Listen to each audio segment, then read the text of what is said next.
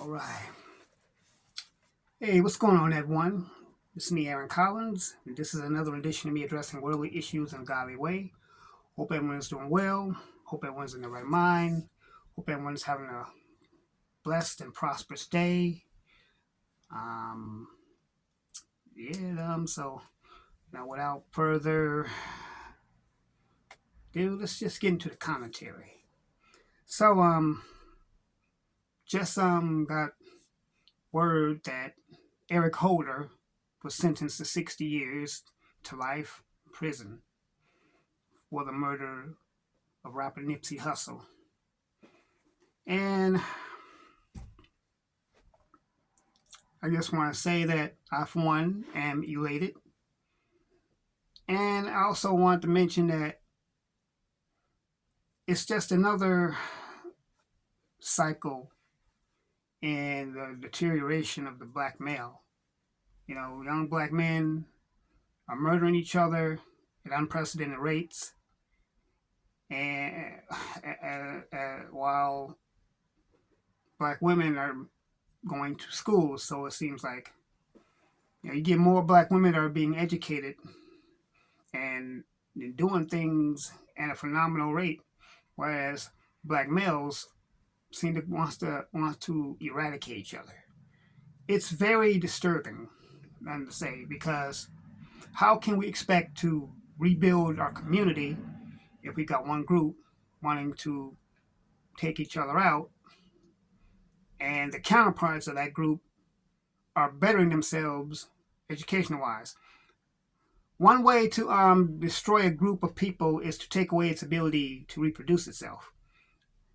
So, whereas black men, we carry the seed, we keep eliminating each other, it's going to be hard to continue on our race, right? But anyway, so yeah, he was sentenced to 60 years for murdering this young man. For those of you who know Nip, now he had a real prosperous store, the Marathon store in the Slauson section right here in Los Angeles. I did a video many years back, a live stream actually, as well as a video covering his funeral. And the love for this man was very great. Because not only was Nip a rapper, but he was a community activist. Nip was someone who was really trying to rebuild his community and trying to do things for black youth. And it's a pattern that when you have one of us that's trying to do something positive, there are always forces that want to take that, stifle that, want to eliminate that building process. And I get it too. A lot of people say, well, Nip was a Crip. Yeah, I understand. He was documented as a member of the Rolling 60s. Okay, I get that. I understand that. But he was still trying to rebuild. He was trying to possibly even trying to rebuild from within the organization. I don't know. But my condolences to his family, and hopefully they can get the closure that they need. Hopefully Black Sam, Laura London, that is, his sister Samantha, as well as his mom and dad, can get their closure. Hopefully they can move on from this. And I'm not saying that it's going to be easy. I'm not saying they can do it overnight, because when one is grieving a loved one, of course it's not going to happen overnight. And for his for his daughter and his son, that they may get the closure. But as far as Holder himself, who was also said to be a member of the Rolling 60s, one thing I can definitely say to him is he would probably never be able to be in a population with people anymore. He may have to be in solitary. My solution, my message to him would be to, man, just give your heart to the Lord. That's really the best course action for you right now, because as it seems, from what I've understood, you will be a marked man on the street, and he might be a marked man in prison as well. But I'm not even wishing no kind of harm, anything like that, because I've heard some people say some really harsh things about Holder, or as Cuz, what they know him as on the street. But this is just a part of an ongoing cycle within our community of black on black violence, black on black death. I mean, but back to Nip himself. Nip was really trying to do things in his community, and that's not something we really see in our community. To people who are within the street organizations trying to do something positive, it's basically like it's a unicorn. But Nip was very well loved within LA. He was well loved all over the country, all over the world. Nip was basically, you could say he was a martyr of sorts.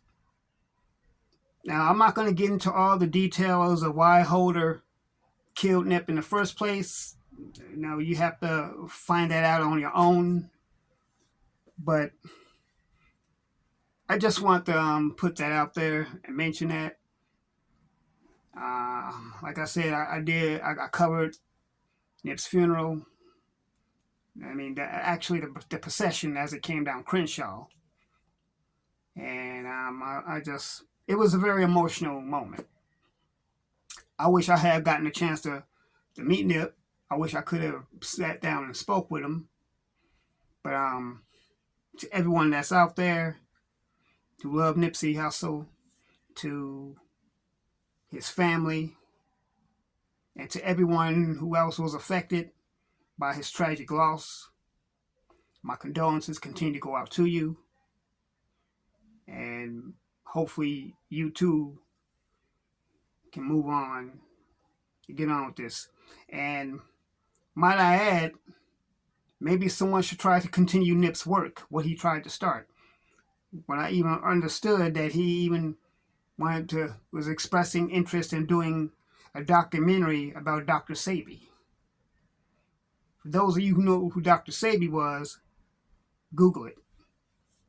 I don't want to really spend time talking about Dr. Sebi, but let's just say the man was on to something and his work was phenomenal as well. But anyway, y'all, I just want to go on and talk about that, put that out there. Get in the comments. Let me know what you think. Let me know how you feel about the situation. How you feel about this commentary. Let's talk about it. Yeah. No, it's another classic case. But yeah. Now, let me know. Get in the comments. Hit the bell icon to be notified when I drop more videos, as well as supporting the channel at paypal.me/Real Aaron Collins, as well as patreon.com/Real Aaron Collins, and Cash App $ The Real Aaron Collins. So, I think I covered what I wanted to cover.